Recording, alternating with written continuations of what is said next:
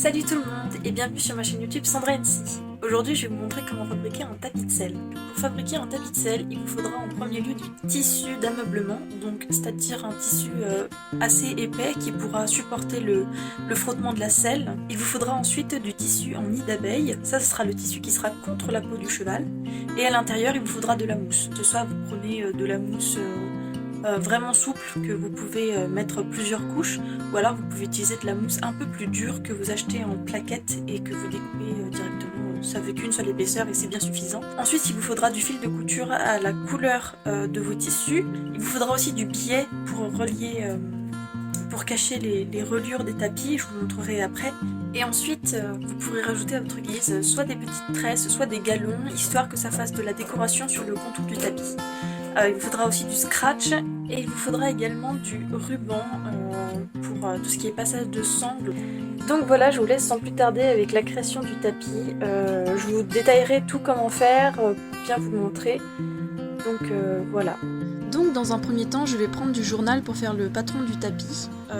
Moi, il faut savoir que le tapis en question que je voulais faire, j'avais pas du tout le format avec mes propres tapis, donc du coup j'ai dû me débrouiller et le faire toute seule. Donc là d'abord je dessine en premier lieu le tapis, enfin un contour de tapis basique que j'ai déjà, qui était à peu près dans la forme que je voulais, à part 2-3 endroits où j'ai dû faire des modifications. Et ensuite après je vais venir rajouter moi-même mes traits de crayon pour essayer de faire à peu près le style de tapis que j'aimerais faire. Donc là déjà je repasse au marqueur les traits du tapis que j'ai fait juste avant, avec un surligneur, pardon, pas un marqueur, mais bon, il n'y a pas une grande différence. Donc là vous voyez je prends le modèle du tapis sur le journal, et donc j'essaye de tracer vaguement des traits. Et par la suite, à la fin, je vais venir passer encore un coup de surligneur, mais d'une autre couleur pour différencier ce que j'ai rajouté de ce qui était déjà sur le tapis. Et donc là, vous voyez, je compare avec mon ancien tapis. Et finalement, je les trouve pas trop mal. Alors du coup, là, je vais revenir mettre du scotch sur les extrémités du tapis, enfin, du patron, là où je sais où je vais découper, pour pas que le patron se disloque une fois que je le coupe, quoi. Donc voilà, j'en mets vraiment partout.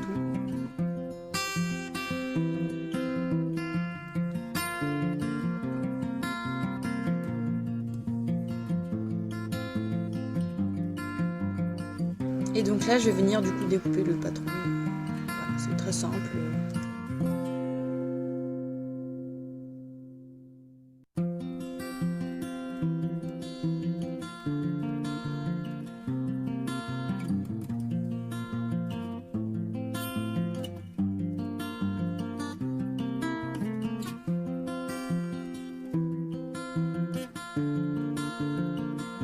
Donc désormais je vais venir placer mon patron sur mon tissu, je vais l'accrocher avec des petites épingles et je vais tout simplement venir découper le contour du tapis, enfin du patron, pour avoir tout simplement le tissu de la forme du tapis, quoi. Et donc je vais faire ça 2 fois parce que bien sûr il y a 2 côtés sur un tapis.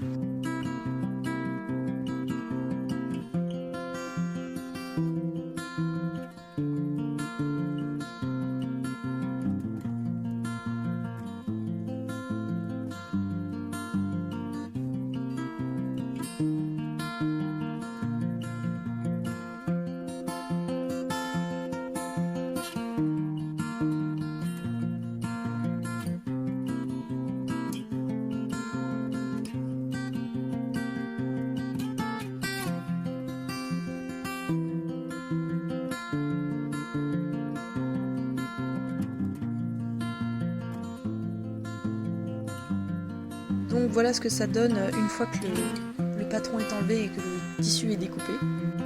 Et je vais venir refaire la même opération sur le tissu extérieur, donc le tissu visible. Et je vais encore reproduire l'opération 2 fois du coup, parce qu'il y a toujours 2 côtés sur un tapis. Donc voilà.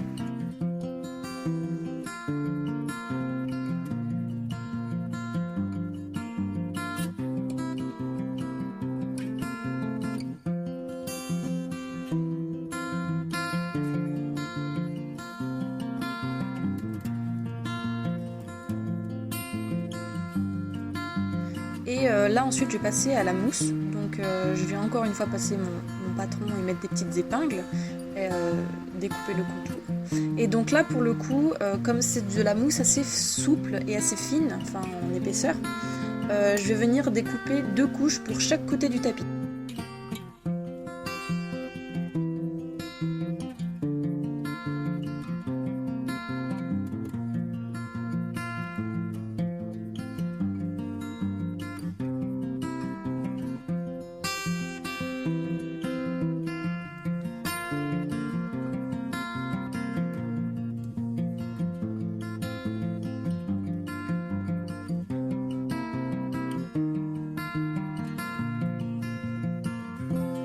Une fois les découpes faites, je vais venir repasser mes tissus, histoire que ce soit beaucoup plus lisse et du coup que ce soit beaucoup plus simple pour coudre par-dessus. Et donc là, je vais venir coudre mes tissus. Donc j'ai mis la couche nid d'abeille tout en dessous, la couche, enfin l'épaisseur mousse au milieu et par-dessus mon tissu qui sera visible de l'extérieur toujours. Et je vais tout simplement venir coudre à 1 cm du bord à peu près. Donc voici le résultat une fois que vous avez cousu vos tissus. Et surtout faites bien attention de ne pas coudre 2 fois le même côté, donc vérifiez bien vos tissus avant de les coudre ensemble. Donc maintenant je vais venir dessiner mes motifs avec une règle et un crayon de papier. Alors surtout faites pas comme moi, utilisez bien un crayon qui s'enlève au premier lavage, donc un crayon spécial pour les tissus. Parce que moi j'ai pris un crayon de papier et j'ai dû mettre du détachant par la suite parce qu'au premier lavage il y avait toujours des gros traits, alors surtout faites bien attention, ne faites pas la même erreur que moi. Et donc maintenant je vais tout simplement venir coudre par-dessus mes lignes que j'ai fait au préalable pour du coup faire les motifs du tapis.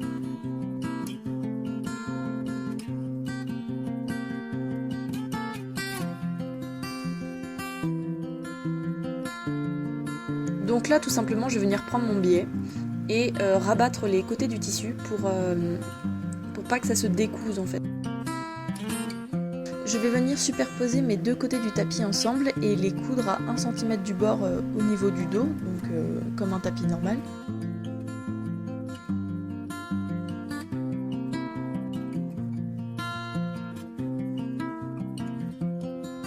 Une fois ça fait, je vais venir prendre du tissu qui est le même tissu que la face extérieure du tapis pour cacher la reliure que vous venez de coudre en fait.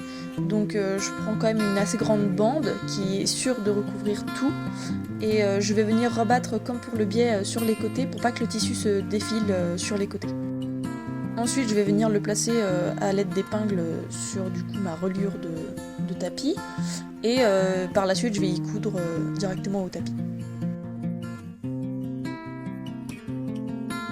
Donc là maintenant je suis en train de prendre mon biais que j'ai repassé au préalable et je suis en train de l'installer sur les bords de mon tapis, donc là où il y a plein de petits froufous, vous voyez, qui sont pas très très beaux.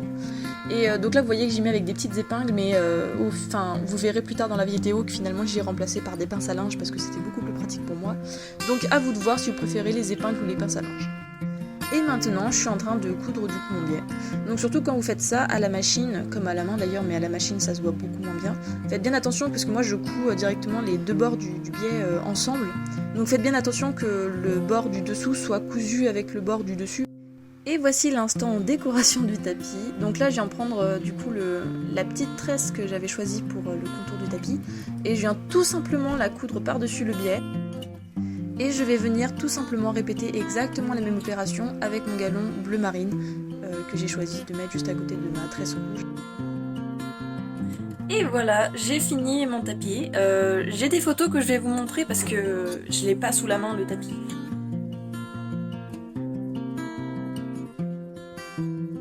Et il y a une étape que je vous ai pas montrée dans le tutoriel du coup, enfin dans la vidéo. C'est l'étape des passages de sangles. Je suis une quiche parce qu'en fait, si vous voulez, le jour où j'ai été acheter les tissus, j'ai totalement oublié cette étape là aussi. Et au moment où j'ai tourné la vidéo, j'avais toujours pas le tissu. Et j'ai été l'acheter genre une semaine après. Et j'ai pas du tout pensé à vous filmer parce que j'ai vraiment fait en mode vite fait, histoire de pouvoir donner le tapis, parce qu'il est pas pour moi à la base, il est pour quelqu'un d'autre. Donc du coup, j'ai voulu me dépêcher pour lui donner. Et du coup, j'ai pas filmé.